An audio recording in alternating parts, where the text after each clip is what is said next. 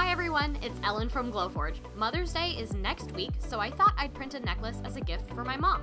Keep watching to see how I designed this necklace by hand and printed it on my Glowforge. The design I'm drawing is a rose, one of my mom's favorite flowers. I'm also going to put a special message on the back. Next, I'm going to use Keynote, which, by the way, isn't design software at all, but it's easy and quick creating basic shapes like this necklace.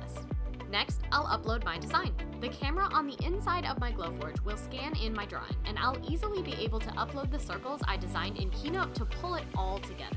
I'll be using proof-grade maple plywood. Proof-grade materials come with a QR code in the lower right corner that your Glowforge will scan to select your settings automatically.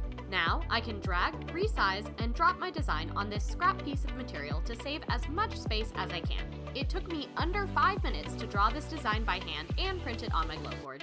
I put the necklace back inside my Glowforge printer, flipped upside down. It's easy to drop my design into the perfect spot on the back so that I can print my special I love you for my mom. I loved this necklace so much I made a matching one in clear acrylic for myself. Click the link in the description to see more incredible jewelry Glowforge owners are printing every day.